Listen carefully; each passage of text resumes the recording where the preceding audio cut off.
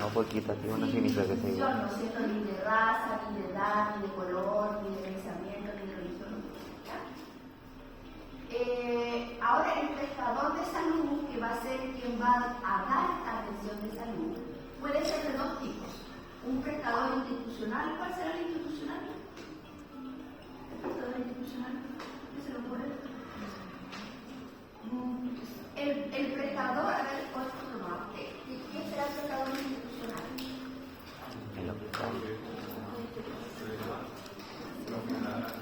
Es el prestador que trabaja dentro de una institución de salud. Por ejemplo, el prestador que trabaja en un hospital. El kinesiólogo del hospital no es lo mismo que el kinesiólogo que trabaja en su consulta privada, porque el que trabaja en su consulta privada es un prestador individual.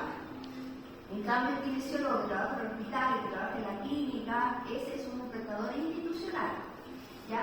A ambos prestadores le asisten los mismos deberes y derechos. ¿Ya? Sin embargo, los institucionales además están bajo una normativa propia del establecimiento de salud donde ellos participan. ¿Ya? Ahora, los prestadores individuales son los que van a dar directamente las atenciones de salud y van a tener que regirse también por toda la normativa, las acreditaciones que tienen que tener, así como los tienen los institucionales, que además hay una institución, un organismo que regula que estas acreditaciones y que estas Por ejemplo, un prestador institucional, si no cumple con alguna de las normativas, es probable que dentro de la institución de salud exista una valoración, una evaluación final, entonces le van a poner nota 1, por ejemplo. Un prestador individual no está regido por alguien más, ¿no es cierto? Por una institución que lo regule, por lo tanto el prestador individual se tiene que autorregular, ¿ya? Pero vienen organismos como el Ministerio de Salud, por ejemplo, como la Superintendencia de Salud, que también lo puede regular, puede llevar la terreno. Entonces un prestador institucional está regulado, además por las instituciones que regulan individuales, también por la institución propia donde él trabaja, donde él labora. La seguridad y la atención. ¿Qué cree usted que quiere decir eso? Que tiene que haber, el paciente tiene derecho a la seguridad en el marco de su atención y ser informado si pasan eventuales. Ya, un ejemplo de eso. Un ejemplo cotidiano.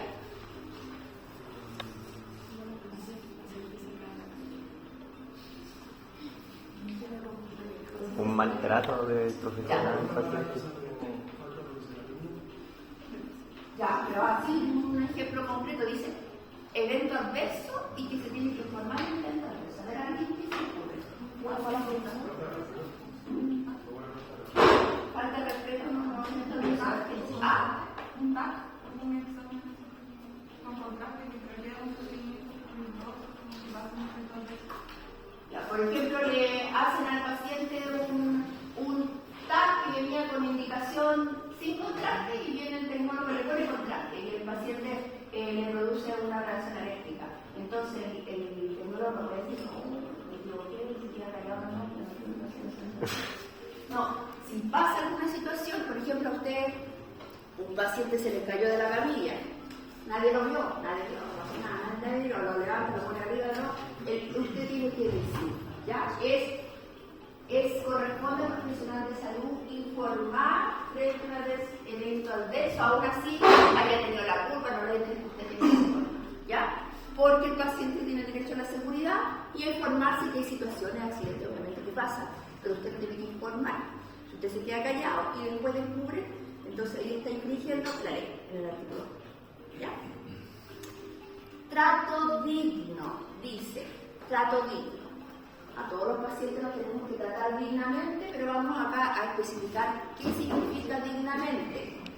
Un lenguaje adecuado y comprensible. A ver, un ejemplo de alguien que no haga un trato digno en relación al lenguaje. Por ejemplo, ya me dice un lenguaje, ya, pero usted lo trata así como yo, Juan.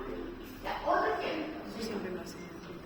No se Sí. lo dice, no module, no hable alto, hable muy bajo. O le habla a una persona humilde que no tiene mucha educación y le hable con lenguaje técnico. Eso también no es un digno, Así me porque pasó.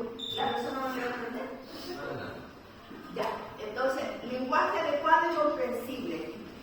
Trata con cortesía y amabilidad. Ya eso ustedes son súper buenos porque uno está estudiando, ¿cierto? Es súper.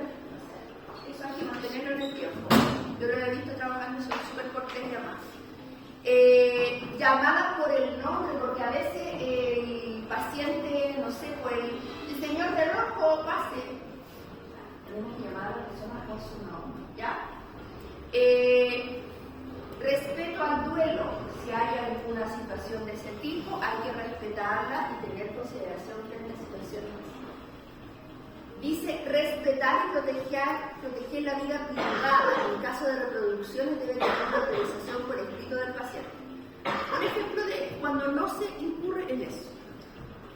En esta respetar y proteger la vida privada y el caso de las reproducciones. ¿Sí?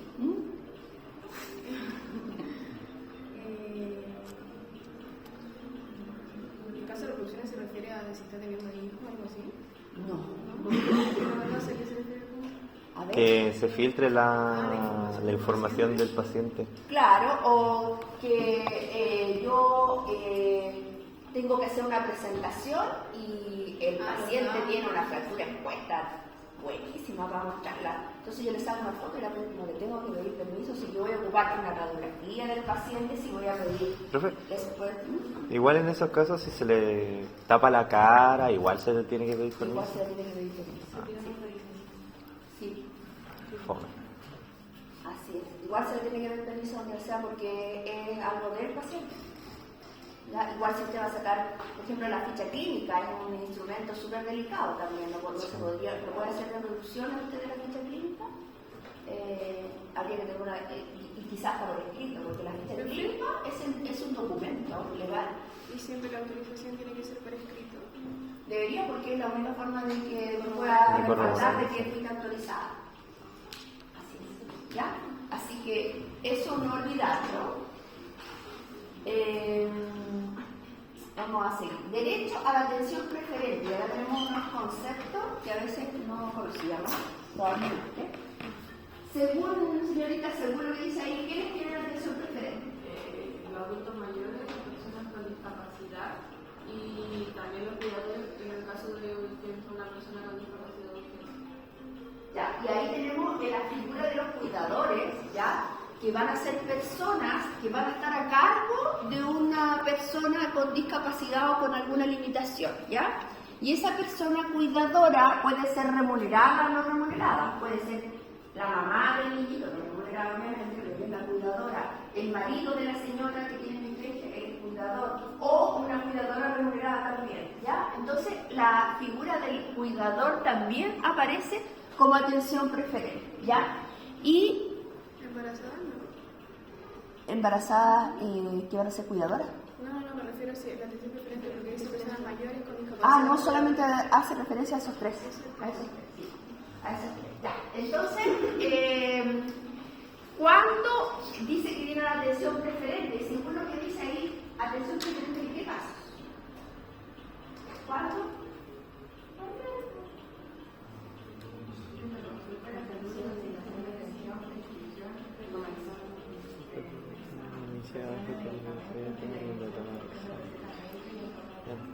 Ya, entonces, en todos esos casos, cuando voy a repartir hora, cuando voy a repartir medicamentos, son que no se dan muchas cosas cuando voy a dar hora. Cuando voy a dar hora de atención, cuando voy a repartir medicamentos, ¿no es cierto? Cuando voy a tomar exámenes, debería de priorizar a estas personas, ¿ya? Deberían de tener una atención preferente. Ya, debe atender en un lugar accesible. ¿Qué significa que atienda en un lugar accesible?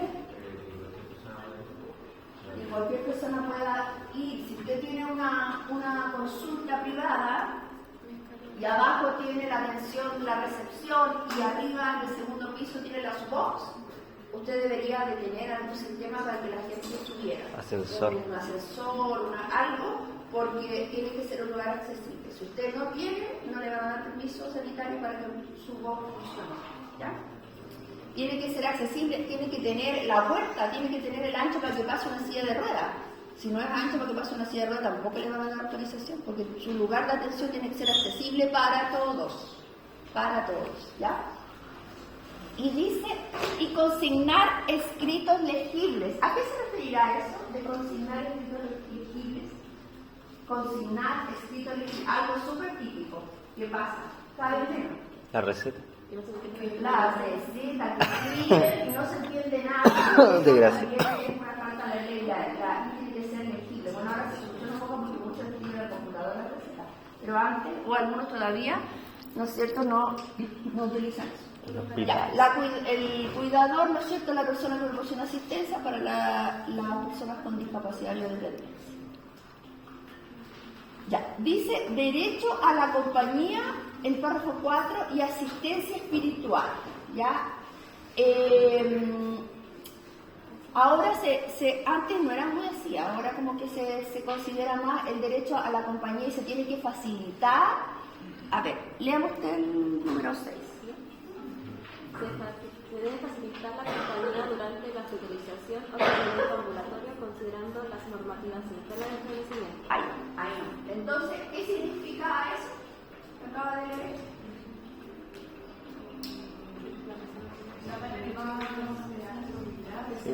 Pero igual depende del lugar.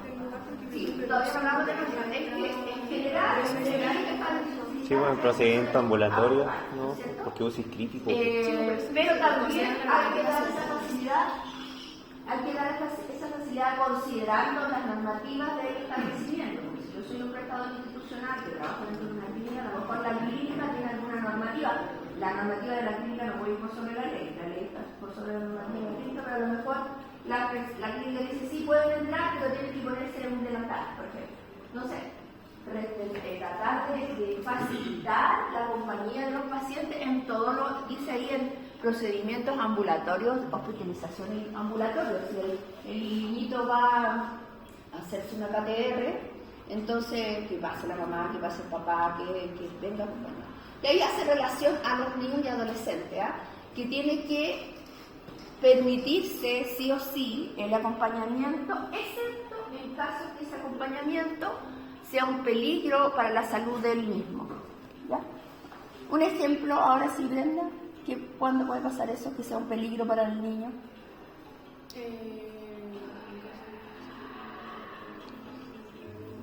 ¿Caso de maltrato intrafamiliar? Puede ser.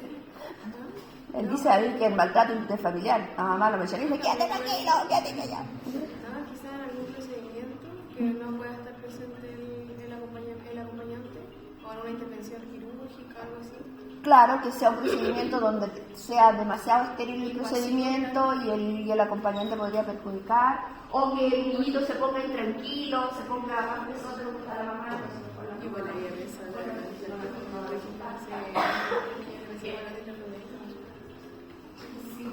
A mi mamá la sacaban del boxeo. Porque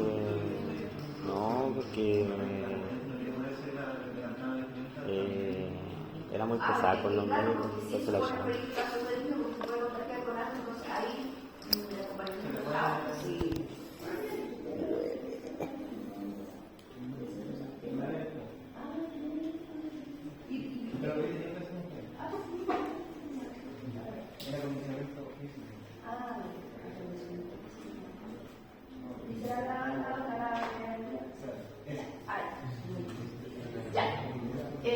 Bien, sigamos.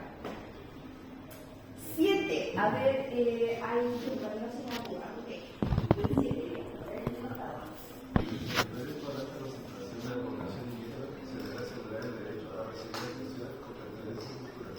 ¿Qué significa eso? Ah, se trata de Mara. Sí, por los partos, eso. El hospital ahí. Y acá en Arica, ¿qué tenemos más? ¿Qué pueblo tenemos mucho? Aymara. Y a ver, alguna costumbre que alguien diga. El parto, pues. El parto, algunas hierbas medicinales que utilizan, ahora ya la cultura del mar está integrada al sistema de salud. Hay algunas prestaciones de salud que se hacen en conjunto, los yaquiri ya participan porque se entiende de que se tiene que hacer una salud con pertinencia cultural. Ya en esta región lo vemos bastante. Sigamos, ¿quién estaba leyendo? ¿Quién leyó ya después? Pertenencia cultural, el párrafo 5. El derecho a la información. El prestador debe ofrecer información suficiente, oportuna y veraz, visual, verbal o por escrito. Sí. En atención y sus acciones, B. Condición previsional de las salud requeridas. C. Condiciones y reglamentos internos de los recintos de salud. D. Las instancias de realizar comentarios, reclamos o felicitaciones. Ya, entonces, si usted es un prestador institucional, es la institución quien vela porque se cumplan con todas estas cosas. Es súper importante pero si es un prestador individual, se tiene que encargar de usted, de que eso se realice, y siempre debe haber una instancia que generalmente es un libro que tiene que estar visible y puesto en un lugar de fácil acceso para realizar comentarios, ya sean positivos y negativos, respecto a la atención de salud. Si existen reglamentos en una institución o un prestador institucional, dentro de la institución debería de estar en un lugar visible los reglamentos internos, ¿no es cierto?, en caso de prestaciones de salud y de acciones de salud que se van a hacer, debería el médico informarlas por escrito, esas prestaciones que se van a dar, cuáles son y cómo se pagan esas prestaciones de salud. Está escrito FONASA, no está escrito FONASA, los valores, la información tiene que estar dada por escrito. Debe mantener un lugar visible los derechos y deberes de las personas en relación a su atención de salud. Eso tiene que estar. El cuadrito. ¿El cuadrito? Hay un cuadro. Hay un cuadro que decir. Eso debería estar en todos los lugares de atención de salud porque el paciente cómo se va a enterar de los derechos que tiene. Ah, ese cuadro. Sí, sí. A ver si mejor que lo sepan. Ya. Usted, el señor que está al lado de la puerta. 10. Lee. Ahí dice: toda persona tiene derecho a ser informada de su situación de salud y pronóstico, los tratamientos y los riesgos que conllevan. Ahí no, ya. Toda persona, aunque sea un pronóstico muy complicado, tiene derecho a saber, ¿ya?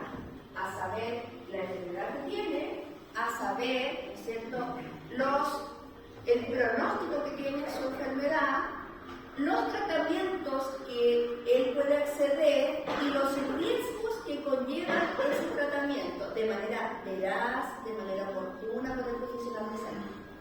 Dice, los tratamientos y los riesgos que conllevan. Si no es posible informar a ella porque tiene un problema de conciencia, no sé, porque tiene alguna deformación intelectual, se informará a la persona a su cuidado asegurando la confidencialidad. Ya. En la atención con los pacientes y las atenciones de salud, la confidencialidad es súper importante, ¿ya? Eso no lo tienen que olvidar, es súper importante, ¿ya? Siempre hay que mantener la confidencialidad entre el trato con el paciente, los pronósticos, los diagnósticos que existen, ni siquiera entre colegas deberían de filtrarse situaciones y de los pacientes, ¿ya? Número 11, señor Gómez, 11.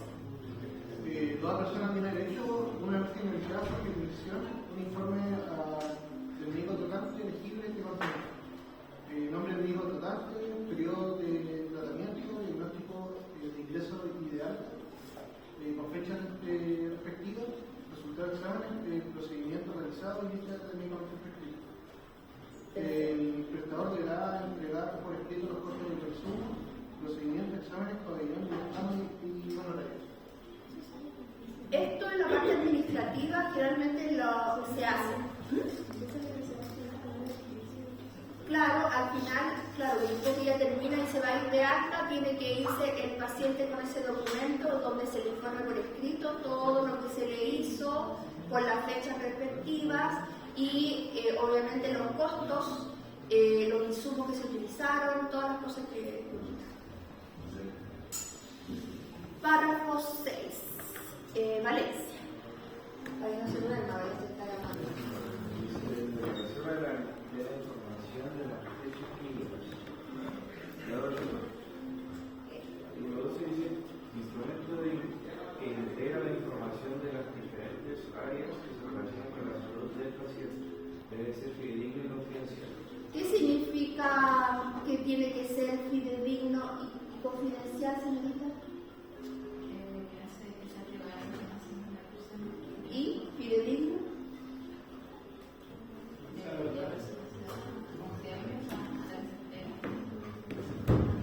¿Algo más? Que sea verdad, que yo todo lo que escribo en la ficha clínica tiene que ser verdad sí o sí, no puedo inventar, no puedo decir, oh, el paciente está súper bien, está durando espectacular. Tiene que ser fidedigno, yo no puedo escribir algo que no es fidedigno y además tiene que ser confidencial.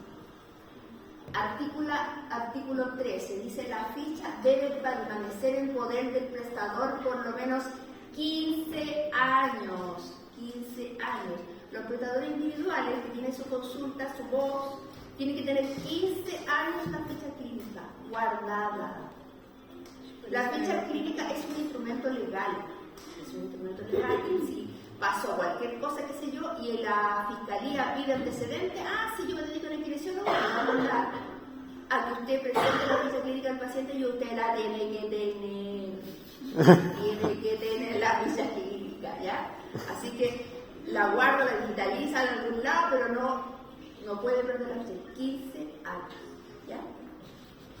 Los terceros que no estén relacionados con la atención de salud no tendrán acceso a la ficha. Los terceros que no estén relacionados a la atención de salud no pueden tener el acceso a la ficha. Si usted es colega de... ¿Cómo se llama? Abigail. Si usted con la Abigail trabajan en la misma clínica y usted está atendiendo un paciente con un accidente vascular, y entonces ella es amiga de alguien de su paciente, pues entonces le dice, yo quiero saber, entonces la Abigail, ¿cómo tiene acceso? Porque ella trabaja ahí, ella va a buscar, a mirar qué es lo que está haciendo, qué es lo que le están haciendo, qué sé yo. Eso no se puede. Usted, aunque trabaje ahí mismo, en la misma clínica y tenga acceso a todas las fichas, usted no puede revisar las fichas de los pacientes. ¿Ya? Los terceros no tienen acceso, solamente tienen acceso todos los profesionales que se relacionan directamente con el paciente. El médico tratante, el kinesiólogo, la TENS, el no sé qué, pero el que tuvo relación directa. Si usted no tiene relación directa más que lo ve el paciente ahí en la sala, pero no tiene ninguna intervención con él, usted no puede ir a mirar su ficha. ¿Ya? No, sí, pero es lo que hace, cuando sepa qué es lo que se debe hacer. Sin perjuicio de lo anterior, parte o la totalidad de la ficha, ¿a quién se le puede dar? ¿Quién es el que puede tener acceso a la ficha? Médico. Primero el paciente, es el primero, porque él es el dueño de la ficha, ¿ya? Entonces, por lo tanto, si el paciente quiere tener acceso a su ficha, él la puede solicitar. Eso no lo sé. Sí. Puede tener acceso a la ficha el titular, un tercero que determine el paciente ante notario. El paciente puede ir a la notaría y decir, yo quiero que la mamá, el cuidador o otra persona tenga acceso a la ficha, lo puede hacer. ¿Ya? El tribunal, un tribunal, siempre que el tribunal esté llevando una causa relacionada con esto. No puede un tribunal pedir una ficha cuando está viendo una causa que no tiene nada que ver con el caso del paciente. ¿Ya? Fiscales del Ministerio Público y el Instituto de Salud Pública. Ellos son todos los que tienen acceso a la ficha, nadie más. Bueno, y el profesional de salud que en la dinámica, ¿no es cierto?, tiene acceso, pero ¿quién podría posterior, digamos, pedir la ficha y tener acceso? Solo esas personas, solo esas entidades.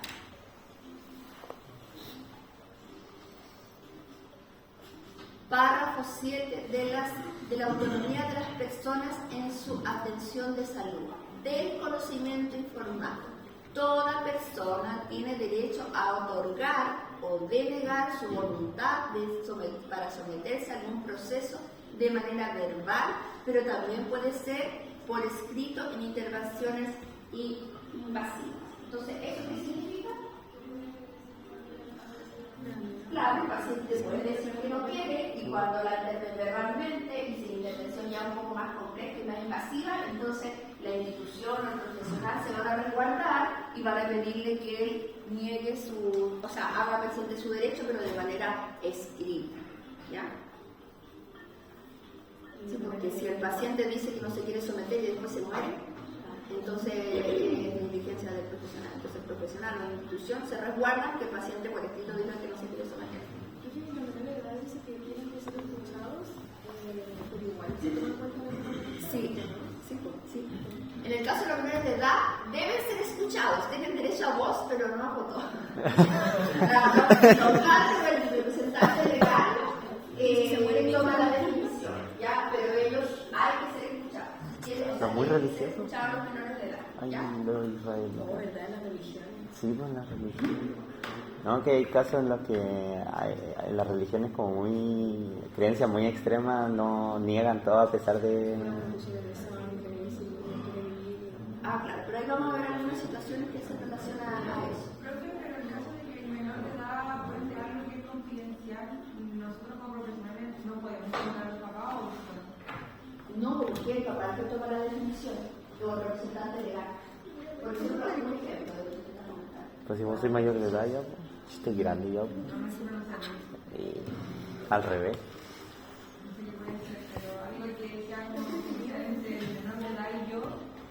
Es que la presión está siendo entretenida.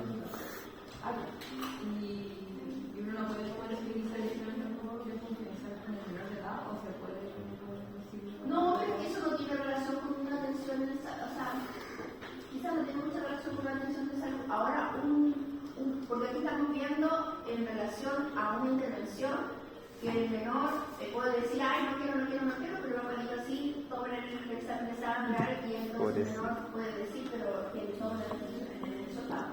Ahora, una situación de violencia familiar, de maltrato, de abuso sexual, cualquier persona profesional, principalmente en el servicio público, está obligado a denunciar. Pero es lo que nosotros tenemos. Está obligado a denunciar en el tribunal si tiene acceso a la información que un menor está siendo maltratado y principalmente abusado sexualmente. Porque si usted no lo hace, usted la va a culpar después. Usted sabía y usted no lo hizo. Por ejemplo, los niños en los colegios, cuando le cuentan al profesor que han sido abusados por él, el colegio lo que hace es que ese mismo día va, se le cuenta al profesor al director y ese mismo día se la denuncia al tribunal, ¿ya? Porque tienen la obligación, ¿ya? Principalmente los médicos. Pero usted, si es un profesional de la salud, también puede hacer la denuncia. Pero acá se escapa un poco de esta ley. No se necesita manifestación de voluntad, o sea, no necesitamos preguntarle al paciente si quiere o no quiere. ¿Cuál? El no aplicar los procedimientos significa un riesgo para la salud y debe quedar constancia en la ficha. Cuando hay que aplicarlo, porque si no se va a morir, entonces no le vamos a preguntar si quiere o no quiere, lo vamos a hacer. ¿Ya? Y además hay que consignarlo en la ficha. Entonces se hizo tal cosa porque si no se moría el paciente. ¿Ya? B. ¿Cuándo significa riesgo vital? Lo mismo, o secuela grave, o no puede expresar su voluntad, es el representante legal apoderado, el cuidador que define, ¿ya? En todos los casos se deben adoptar las medidas para garantizar la vida. Siempre hay que garantizar la vida. Porque si usted no trata de garantizar la vida, lo van a culpar a usted, porque usted no hizo las acciones correspondientes para garantizar la vida del paciente. Pero mal que no se... ¿Ah? ¿En caso de las religiones? No, porque usted tiene que garantizar la vida. Lo que pasa es que el paciente puede negarse a recibir una atención, pero lo tiene que hacer en ese caso por el individuo cuando está en riesgo su vida. O sea, la razón por qué se niegue puede ser cualquiera, la religión, una porque político, cualquiera. Pero él no tendría que estar con actitud, porque así se respalda usted, él tiene derecho al paciente a negarse. En estado de salud terminal, tiene derecho a negarse al tratamiento para el paciente para mantener artificialmente la vida sin que esto acelere su proceso de muerte.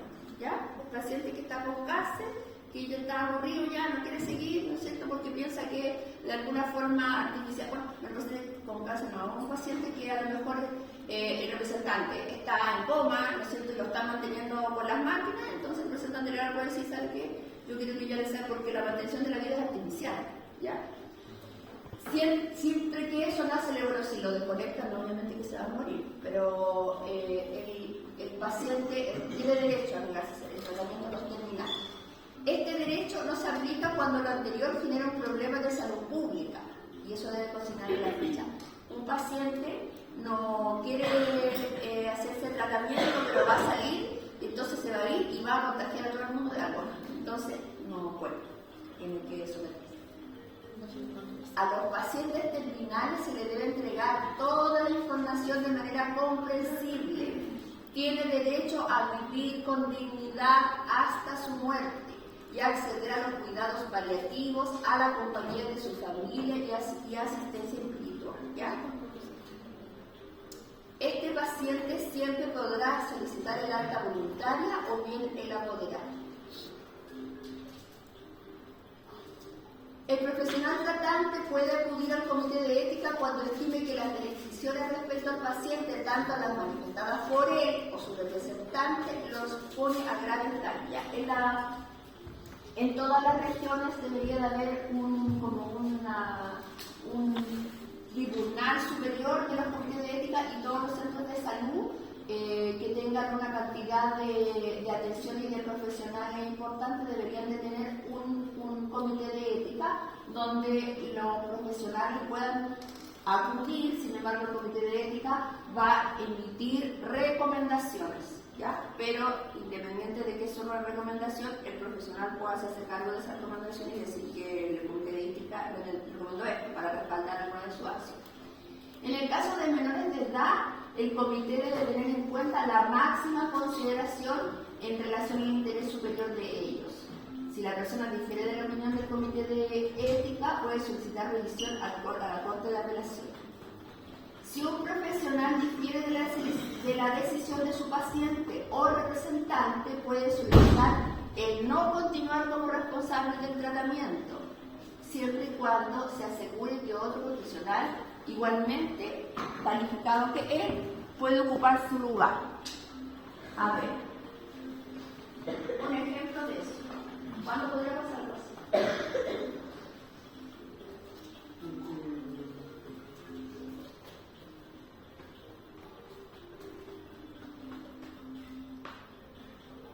Por ejemplo, cuando el paciente quiera someterse a algún tipo de terapia alternativa que podría haberse afectado en su salud y el profesional dice que no es normal preguntar, una discusión. El profesional puede decir, ¿sabe qué? Yo no lo voy a atender. ¿Puedo hacerlo sí o sí? ¿Cuándo? ¿Cuándo? ¿Allí? ¿Cuándo lo puede hacer? Usted puede decir, ¿sabe qué? No, oye, no voy a atender a este paciente porque no estoy de acuerdo, porque lo que él quiere. ¿Cuándo? Sí, o sea, el profesional de salud puede decir que va a dejar de atender a un paciente, pero si existe otro profesional que lo va a tomar, porque si usted vive en un pueblo, no hay un médico médico, va a tener que apresurarnos porque no hay otro profesional, o vive en una ciudad chica como esta y usted es el único cardiólogo, entonces usted deja al paciente, va a tener que venir otro médico que no tiene la especialidad, porque tiene que ser igualmente calificado, y entonces no puede, tiene que tomarlo. Pero, uno como kinesiólogo tendría como que derivarlo a otro. Tendría la responsabilidad de uno o... Lo que pasa es que tú, en el caso del kinesiólogo, no es tan complejo porque no hay riesgo vital. Generalmente tú puedes derivar a un paciente y tienes que asegurarte de que ese paciente reciba la atención de otro colega tuyo que tenga, no sé, la misma característica o la misma especialidad tuya, que ese cambio no significa una disminución en la calidad de la atención de tu paciente. Ahí tú puedes hacerlo, pero si tú eres el único que tiene alguna especialización, no puedes dejar un paciente a otro que no tenga la misma especialización que tú, porque tiene que estar igualmente calificado. ¿Sí? Ya. Si la persona tiene el comité, ya, siga. Artículo 18. Si el paciente no desea seguir el tratamiento, puede solicitar el alta voluntaria. También la dirección del establecimiento puede solicitar la alta forzosa. ¿Cuándo un establecimiento podría solicitar la alta forzosa? ¿Qué se recuerda? No se quiere ir el paciente. ¿Ah? No se quiere ir el paciente. Aunque se le da el alta, pero el alta forzosa. Se da igual en el Situaciones de calle, muy bien. En situación de calle, el paciente no se quiere ir, ¿cómo se va a ir?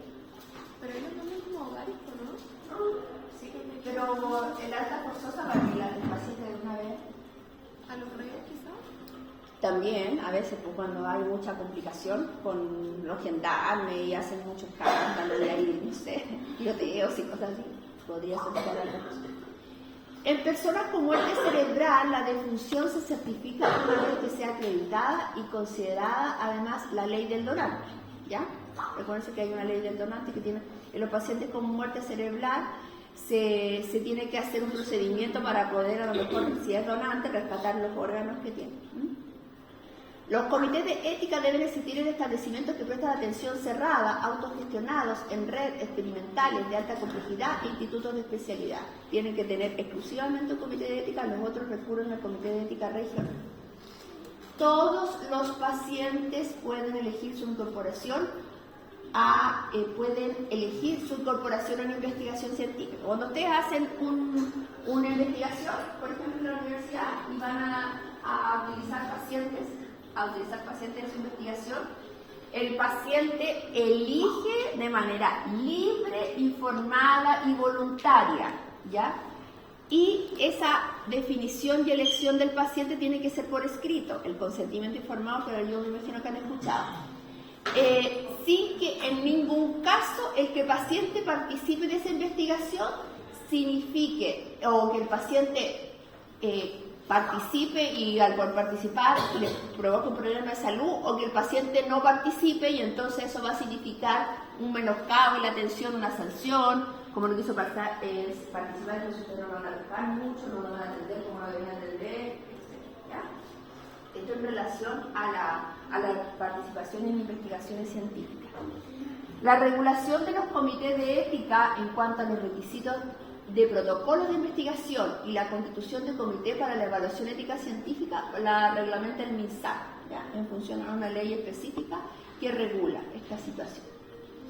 La reserva de información del estado del paciente o el acceso a su ficha clínica que se relaciona con los efectos que esto pudiera tener sobre su salud obliga al profesional tratante a informar al representante legal o cuidador las razones médicas que justifican esta acción. A ver, de nuevo, la reserva de información del estado del paciente o el acceso a la ficha clínica que se relaciona con los efectos que esto pudiera tener sobre la salud obliga al profesional tratante a informar al representante legal. Permíteme leer el reglamento.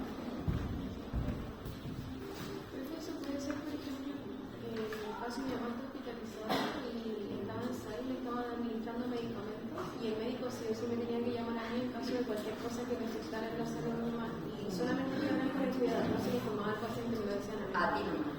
Él dice, la reserva de la información que el profesional tratante debe mantener frente al paciente o la restricción de acceso por parte del titular a los contenidos de su ficha clínica. Ya eso tiene que relación con que haya situaciones que a lo mejor, al contrario, dice que no, que hay que tener reserva de la información, en razón de los efectos negativos que esta información. O sea que, si bien el paciente tiene que ser informado de todo lo que está pasando, hay algunas situaciones que podrían reservarse porque el paciente conociera esa situación podría afectarle a su salud. En esos casos habría que reservar la información, ¿ya? Tanto en su estado de salud física como mental, ¿ya? Y a veces no hay que decirle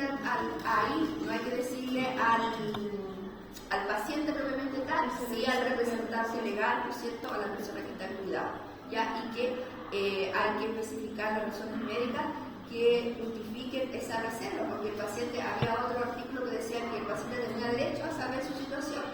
Entonces, solo sí, eso no va a afectar la salud del paciente. Y en ese caso, le dirán al cuidador. Si el paciente no puede manifestar su voluntad, esa que tiene derecho, la decisión de aplicar tratamientos intensivos y irreversibles deberá contar siempre con el informe favorable del comité de ética del establecimiento, ¿ya? Cuando son situaciones invasivas. Sacaron algunos artículos. Kirimanesa, lea el 28. Artículo 28. No pueden participar en una investigación biomédica a adultos que no puedan expresar su consentimiento a menos que esta sea una característica necesaria del grupo informado. Y deberán los resultados no beneficiarán y en ningún caso perjudicarán. Sin embargo, no se puede incluir si su condición es tratable y puede recobrar su capacidad de consentir. Ya. Dice muchas cosas acá. No puede participar en una investigación biomédica adultos que no puedan expresar su consentimiento, que quieran participar. ¿Ya? Entonces yo no podría hacer un estudio con puras personas que no pueden decir si quieren participar del estudio, exceptuando, ¿no es cierto?, que esta sea una característica de mi estudio, porque yo necesito puros pacientes con pérdida de conciencia para poder hacer el estudio, por lo tanto, exceptuando ahí sí podrían participar, ¿ya? Y deberán los resultados, pero siempre y cuando los resultados que yo obtenga de esta investigación los beneficien y en ningún caso los perjudiquen, ¿no es cierto? Sin embargo, no se puede incluir a un paciente que en algún momento no puede definir su consentimiento, pero que en un futuro sí lo va a hacer, no podría hacerlo participar ahora. Si ese paciente tiene una proyección de que va a poder consentir más adelante, ya, no lo podría incluir. ¿Un tercero no puede consentir? No, en este caso no. Así como lo plantea la ley, es el paciente quien debería de expresar su consentimiento, porque más adelante sale de que yo tengo un deterioro mental y yo quiero participar en la investigación, pero cuando la investigación se realice ya mi deterioro va a estar avanzado. Yo podría ejercer mi voluntad por escrito de que en un año más o en unos meses más yo quiero participar hoy día, que tengo capacidad de consentir, pero que en el futuro no lo voy a poder hacer, yo puedo anticiparlo. Pero es el paciente quien tiene que definir su acceso a una investigación científica. Profe, y donde dice que a menos que esta sea una característica necesaria del grupo informado, ya que decide que no esté con conciencia el paciente, pero en ese caso un tercero sería el que consienta. En general esos casos que son así complejos, porque debería ser el paciente quien consienta, se someten al comité de ética y el comité de ética da la recomendación si justifica esa acción. Según la ley 20.120 sobre la investigación científica al ser humano, se prohíbe la clonación humana. Los miembros del comité no podrán tener relación con el proyecto de investigación, que así se somete, porque todos los proyectos de investigación deberían de pasar por un comité de ética. Antes, los proyectos de investigación de la universidad, todos tenían que pasar por el comité de ética, ¿ya? Y lo importante es que alguien que está dentro del equipo de investigación no puede pertenecer al comité de ética, ¿ya? No podría estar en los otro lado. Las personas con enfermedades neurodegenerativas, lo que le decía recién a Génesis, ¿no? ¿Sí? Podrán expresar anticipadamente que ellos quieren participar más adelante cuando ya no puedan consentir. Y en los menores de edad se debe aceptar su negativa a participar o no continuar en la investigación. Ahí el menor de edad, cuando es una investigación científica, el menor de edad puede decir no, yo ya no quiero seguir participando, así que ya ahí se acoge, ¿ya? Bueno, y los menores de edad tienen que tener la autorización de los papás, porque el papá da el consentimiento y el menor da el asentimiento, que quiere participar. Ahí tienen que tener, cuando va a trabajar con una menor de edad, tienen que tener dos autorizaciones, la del padre y la del menor, ¿sí? En investigaciones científicas. El MinSal debe tener en cada región una Comisión Nacional de Protección de los Derechos de las Personas con Enfermedades Mentales, y van a ser atribuciones de esa comisión a promover, proteger y defender los derechos de las personas con discapacidad psíquica o intelectual. B. Proponer directrices para velar por el cumplimiento de su función con directrices clínicas y normativas. Y C. Coordinar y velar por el buen funcionamiento de las comisiones regionales. D. Proponer la relación secretaria de salud pública, la vinculación de esta comisión con otro organismo público. Entonces existe en cada región una comisión que protege específicamente a los pacientes con discapacidad psíquica y intelectual. Revisar los reclamos sobre acciones de las comisiones regionales y revisar las indicaciones y aplicación de tratamientos invasivos y irreversibles que se pueden aplicar a estas personas, y revisar el relacionado a muerte o vulneración en relación a las utilizaciones psiquiátricas. ¿Qué susto eso de las utilizaciones psiquiátricas? ¿No será la novela que hospitaliza a la gente que está sana? Ya. Son funciones de las comisiones regionales. A. Supervisar las instalaciones de aplicación del tratamiento, los lugares donde se le da tratamiento a estas personas y hospitalizaciones a las personas que estamos hablando de con discapacidad psíquica e intelectual. Controlar la actuación de los prestadores públicos, hospitalización y tratamiento que restrinjan el contacto con otras personas o su desplazamiento. Revisar los reclamos de vulneración de derechos en relación a prestaciones de salud. Todo esto estamos hablando de personas con discapacidad física, psíquica o intelectual. Emitir recomendaciones a la autoridad de salud en relación a casos realizados. Recomendar a los prestadores medidas para evitar o cesar la vulneración de derechos. Y cumplir y evitar directrices clínicas realizadas. O sea, esta comisión está como mirando todo lo que están haciendo los prestadores, ya sean individuales, institucionales, respecto a las personas con discapacidad física y intelectual. Toda persona tiene derecho a realizar consultas, reclamos, sugerencias y opiniones respecto a sus atenciones de salud, y en conjunto con el MinSal se deben reglamentar las formas, procedimientos para ejercer estos derechos en conjunto con los plazos para resolver. En general, en todos los establecimientos de salud hay un libro o alguna forma de ejecutar los derechos. Los servicios de salud deberán disponer de comité de ética que atienda las consultas de las personas que necesiten una evaluación de los casos desde el punto de vista ético-clínico, porque recuerden que es un comité de ética y de esa mirada es el que hace su recomendación.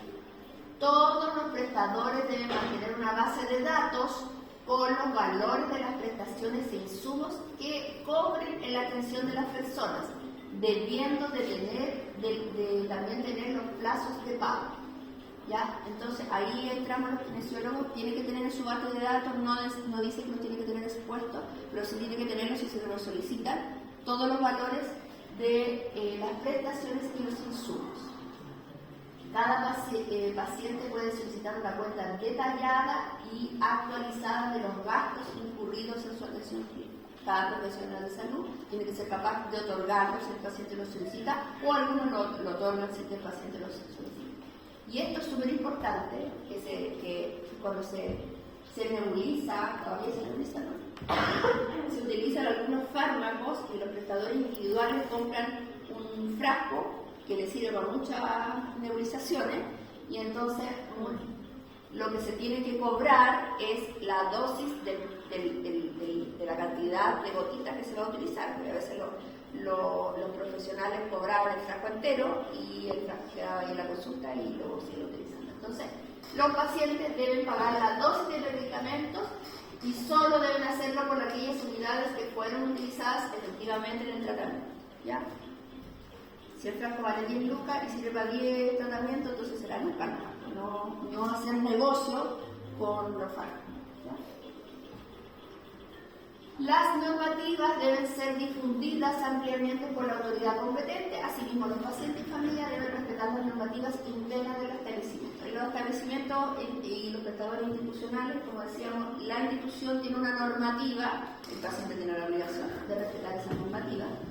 El prestador debe otorgar información y responsabilidad del paciente, y es responsabilidad del paciente informarse acerca del funcionamiento del establecimiento, horarios, modalidades de atención, financiamiento y forma de realizar las consultas y los reclamos. Ahí el paciente tiene un deber. Todas las personas que ingresan a los establecimientos de salud deben cuidar y respetar las instalaciones, equipamientos y recursos humanos, otro deber del paciente. En actos de violencia se puede solicitar la fuerza pública y en los pacientes el alta disciplinaria. Cuando se portan mal, se puede solicitar el alta disciplinaria. El establecimiento puede solicitar medios de seguridad e impedir el ingreso a personas con armas. En caso de órdenes de alejamiento, no se considera cuando esto signifique un peligro para la vida. ¿Cuál es la diferencia entre el alta disciplinaria y el alta forzosa? El alta forzosa puede ser por cualquier motivo y el alta disciplinaria es específicamente un acta que está relacionado con una indisciplina del paciente. Y el alta forzosa puede ser por muchas cosas, no solamente por una indisciplina del paciente. Eso.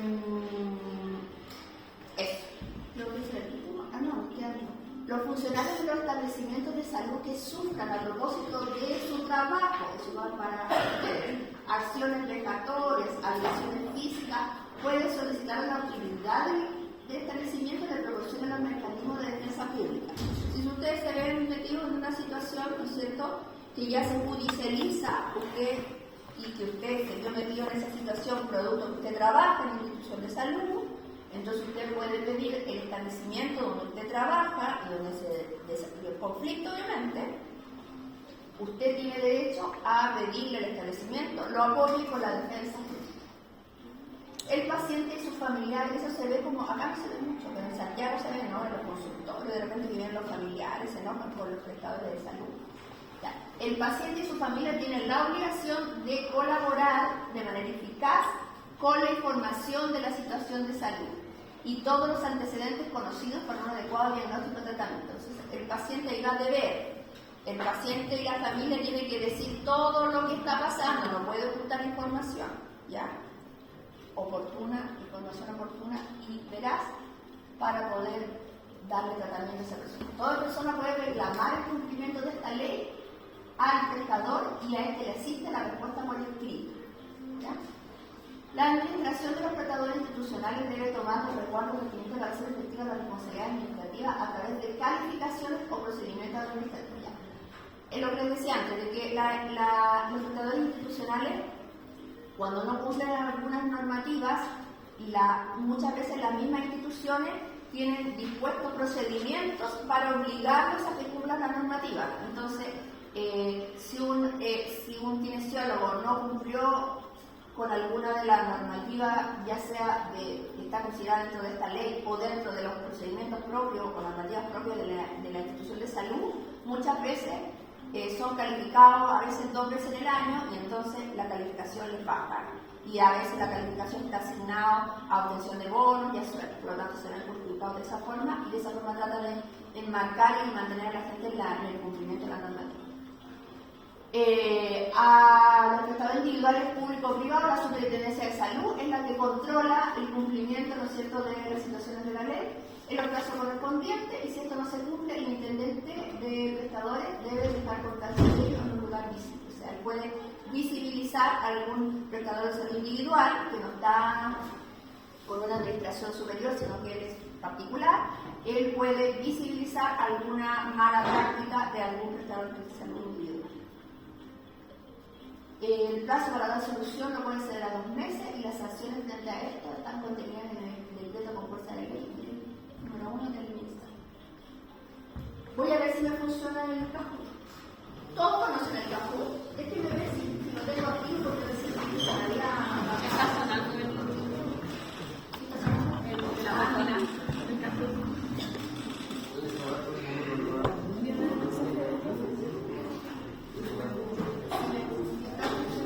Hay que grabarlo. la estamos funcionando todo el rato. La estamos sonando todo el rato. Sí.